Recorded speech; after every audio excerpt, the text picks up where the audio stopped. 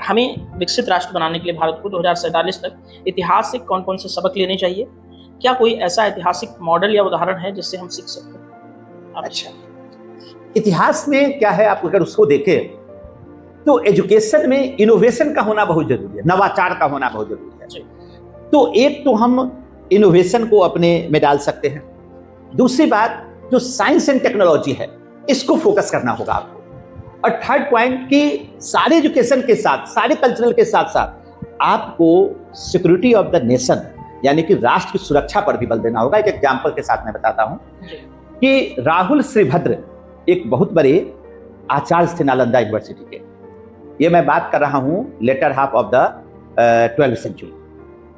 उस दौर में एक विदेशी आक्रमणकारी आया भारत, उसका नाम था बख्तियार खिलजी, जो मोहम्मद गोरी का एक सेनापति था। जब वो नालंदा पहुंचा, बिहार पहुंचा, तो बिहार का क्लाइमेट उसे सूट नहीं किया और वह बीमार पड़ गया।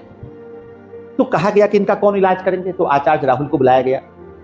वो आए, उन्होंने कहा कि आपको मेडिसिन लेना पड़ेगा। उन्होंने कहा कि नहीं, मैं इंडियन मेडिसिन, किसी काफिर के हाथ का ना मेडिसिन लूंगा और न किसी काफिर के सुझाए गए कोई सलाह मानूंगा।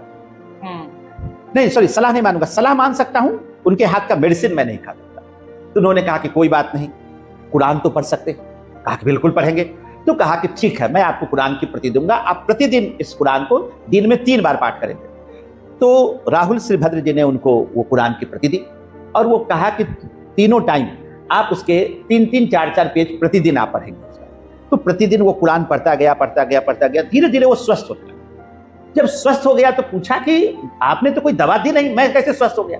कहा कि दरअसल क्या है, कुरान पढ़ते वक्त मैंने नोटिस किया कि हर पेज को उलटने के बाद आप उसके बाद जीभ में उंगली डालते हैं ताकि अगले पेज को आराम से कर सके। तो मैंने वहां मेडिसिन लगा दिया और जितनी बार आप उसको करते थे वो मेडिसिन आपके अंदर जा रहा था। तब उसे लगा कि भारत में किस स्तर का ज्ञान है, अब इस पर उसको खुश होना चाहिए। तो बख्तियार खिलजी को लगा कि हम जहां से आए हैं अफगानिस्तान से, वहां तो ऐसा कोई नॉलेज नहीं, ना कोई विश्वविद्यालय है, तो मैं ऐसा करता हूं कि इनको ही नष्ट कर देते हैं ताकि आने वाली पीढ़ी यही समझे कि भारत में ज्ञान विज्ञान शिक्षा इस्लामिक पीरियड में ही। और तब उसने नालंदा विश्वविद्यालय में आग लगा दी और कहा जाता है उसमें इतनी किताबें और इतने फर्नीचर थे कि लगभग 6 महीने तक आग लगी। उसी के साथ विक्रमशिला यूनिवर्सिटी, उदंतपुर यूनिवर्सिटी, तीनों को ध्वस्त कर दिया।